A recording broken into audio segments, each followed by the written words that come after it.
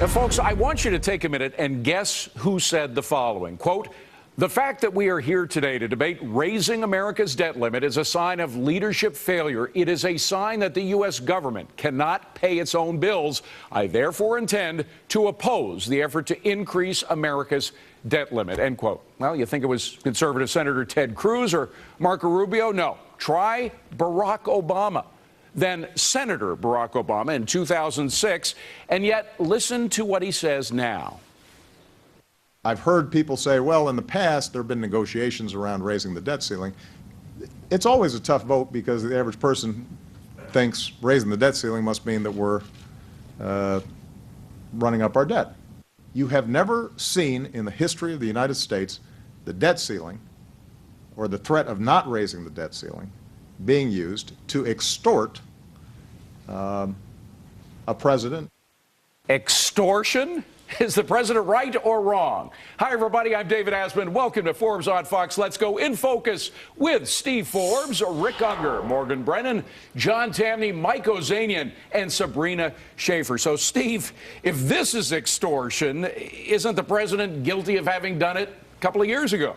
Sure. What he's guilty of is anti-democracy arrogance. There's always a negotiation around raising the debt limit, usually around budget issues. But he rammed through Congress a health care bill that no one likes. It's more unpopular today than it was 3 years ago when it was passed. It's becoming increasingly unworkable. So the American people say enough. And so he says that's arrogance. I think there's another word for it. All right. Well, Morgan, speaking of where extortion is a pretty loaded word. Is the president right to use it? I think it's a loaded word. I see why he's using it when you look at the definition. That being said, I think the bigger point here is this is poor politics. It's even worse for business. You even have the Republican-leaning Chamber of Commerce saying, like, quit tying these two together and let's get some legislation through. The truth of the matter is, in the last couple of years, when you look at the history of economic fiscal policy face-offs, it's the economy, the American economy has always been the thing that takes the hit, and that's without throwing a hot topic issue like Obamacare in the mix. Just take a look at 2011 when the last debt ceiling face-off happened. We saw stock markets plunge, and we saw a rating downgrade It's true. for the U.S. Of course, then very shortly afterward, the stock market came back up again. They kind of ignored the debt rating cut. But Sabrina, extortion. The word extortion is a very strong word. The president seems to forget what he said, which would be called extortion by his definition as well, right? Yeah, extortion is criminal, right? I mean, look, this president is just simply grasping for straws because he knows that 53% of Americans realize that Obamacare is going to cost or drive their health care costs up. Republicans are doing the right thing. Look, this is risky business, but they realize that Obamacare is not ready for its big debut. It's going to drive up costs. It's going to cut jobs. We have a lot of work that has to be done in order to implement this properly. But Rick, on this debt issue, by the way, President Obama is not the only one to commit hypocrisy on this issue. Nancy Pelosi and Harry Reid both voted against raising the debt limit back when Bush was president.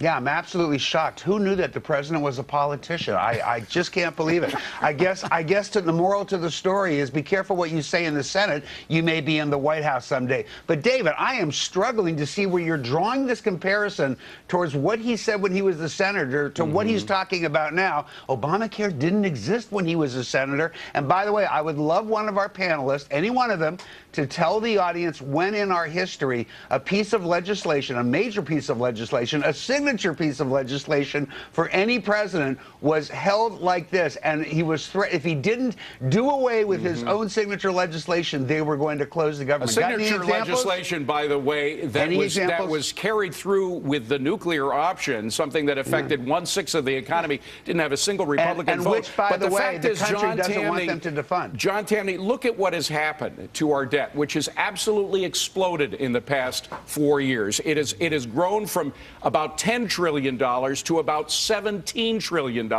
in just 4 years. We cannot continue on this course. Yeah, and this is why Republicans should be obstructionist. Obamacare is bad for our health. Big government's bad for the economy.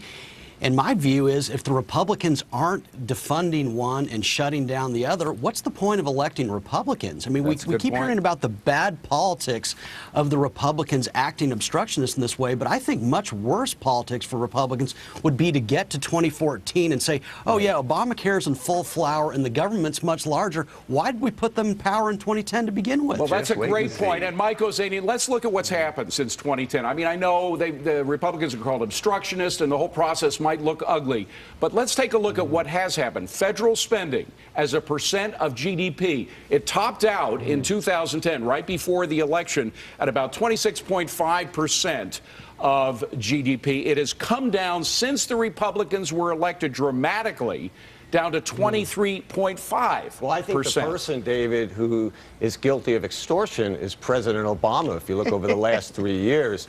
Principally, if you look at his record level of spending, his record level of borrowing, which has been coupled with all the bond buying but by the Fed, that's totally destabilized the value of the U.S. dollar. And it's a form of extortion that's been particularly cruel to the poor and the elderly who rely on fixed income. So the president is the one who's committed extortion here, and he's hurt the poor and the elderly the most. But again, Steve, hold on a second, Steve, because this is important. We have cut the federal spending dramatically since the Republicans came into power. Again, obstructionism doesn't look good on nightly news, but the fact is that it has helped lower the cost of government dramatically.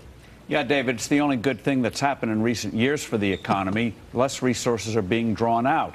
And the sequester, the president agreed to it because he never thought the Republicans would follow through on it, especially as regards the military. Now, the way the sequester has been handled has been an atrocity, but the result for the economy has been good. And that's the only reason why we're getting the growth we're getting this year. More resources in the private sector, less in the government. Morgan, go ahead. If we really want to do something about our debt and about our spending, why stop at Obamacare? Why not start tying things to tax reforms and entitlements? You don't see that happening. This is a very Republicans pointed. Are advocating tax yes, but the idea of wrapping Obamacare into this debate is just going to prolong the inevitable. And I will also say that quantitative easing is continuing in part, according to Federal Chairman Ben Bernanke this week, in part because of the fiscal standoffs. Well, that's that a are happening. whole other argument. But Sabrina, what is there going to eventually be some kind of compromise between these two parties?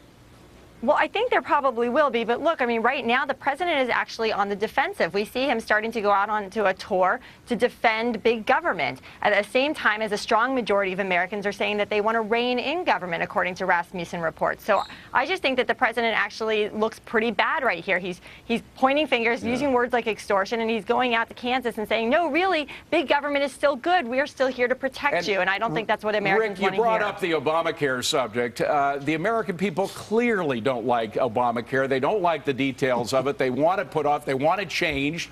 Can the president continue to go against their wishes? Let's be a little clear what their wishes are. Number one, while the American people, the majority, do not like Obamacare at this point, absolutely true. The overwhelming majority do not want it handled the way the Republicans in Congress are trying. They do not want it defunded. They do not want it revoked. They do see things that they think they want fixed. Hold on. Why do you say these things? Go ahead, Steve. Wait, please. Hold on. We can't let you hit and run like that, Steve. Go ahead. Do they want it defunded or not, Steve? The American people opposed the way of getting rid of Obamacare by defunding. They want a direct assault, David. They want it repealed or substantially changed. And since the president won't do that, then defunding is the only tool left. May I add some data, please? May I add some data? If you can do it in 5 seconds, quickly. Every poll, look at the poll of independents.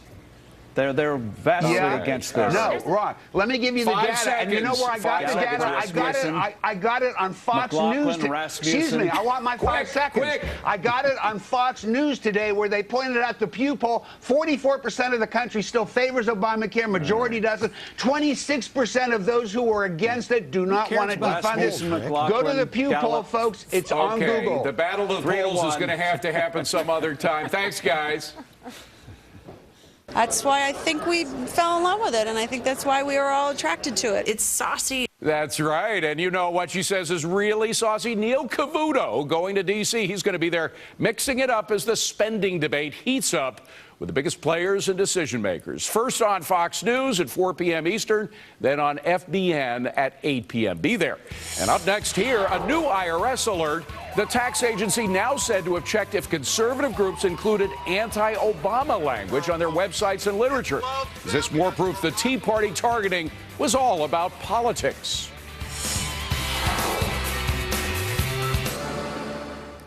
Well, this one may raise doubt about the IRS scandal supposedly just being about money.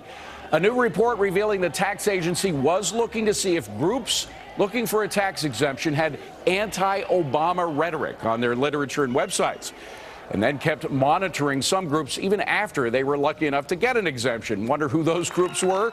Steve, you say this is proof the IRS scandal is about politics, not about money. Yeah, in terms of money, this is chump change by Washington standards. This is all about politics, and the proof of it, David, is when this scandal first revealed itself, the IRS agents lied about it. They said it was a few rogue agents, so if it wasn't a crime, why did they lie about it? Rick, more than 80% of the organizations of this new target were conservative. Is that coincidental?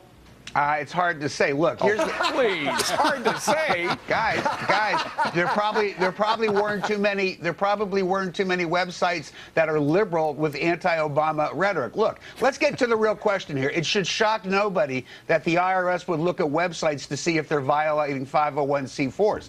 However, if they are unfairly targeting one side, and you've heard me say this countless times on this show, that is wrong. What you've got to show me is that they're not looking at both sides of this to see where the violations are of 501c4s. You should want them to be doing this. If people are getting improper tax exemptions, that's hurting you and me. I don't care what side of the aisle they come on. EMAC, we have already had the investigative report of the Inspector General for the IRS, Russell George, in which he said we did not find evidence that the criteria you identified, labeled progressives, were used by the IRS to select potential political cases. He said it was all about targeting one group, and that group was conservatives. Yeah, and listen, there is an ugly history here. Yes, I do think that the Tea Party was unfairly targeted based on the evidence as it's been presented. The problem is that the IRS is abiding by the circus mirror of a tax code that's subjective. It doesn't have bright lines. Basically, what these groups were doing was what's called social welfare. They're trying to educate the people.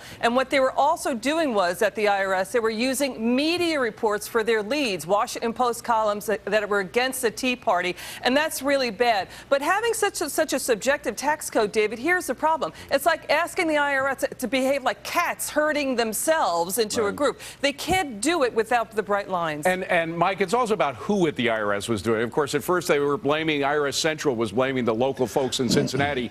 Now there's a clear line to Washington. The Washington folks were using the IRS to go after a political movement, the Tea Party, that threatened the Democrats' re-election. Oops, and then we had the Lois Lerner email that was discovered from 2.5 years ago, after, long before the statements were ever made about Cincinnati, where Lerner was clearly concerned and wanted this to go up to the higher levels of the IRS, which is what Steve touched on earlier. But look, perhaps maybe you could give the Obama administration the benefit of the doubt if you hadn't had the Fast and Furious for the guns for money down in Mexico, if you didn't have the AP situation, if you didn't have the lies about Benghazi. But this is a pattern with them, David. They lie about everything. Sabrina, using the power of government to punish a political opponent is an impeachable offense. That was one of the impeachable offenses against Richard Nixon.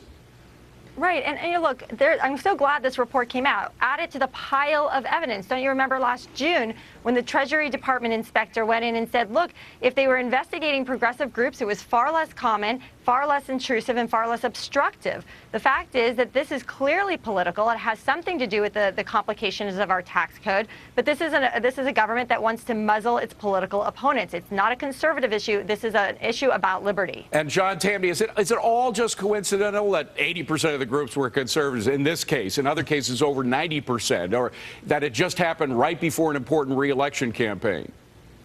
No, it's not coincidental, and it's always going to be the case that entities like this are going to be politicized. But to me, the much bigger scandal is that we live in a country where we have to prove our income to the federal government. And probably the bigger scandal than that is that we are guilty until proven innocent in the eyes of the IRS. And so reform, I think that's naive. The only way to fix this is to abolish this in favor of a national sales tax where we're not proving what we earn on an annual basis. That's such a great point. There is something about about the IRS. You're guilty until proven innocent. That's anti-American. I think everybody could agree with that.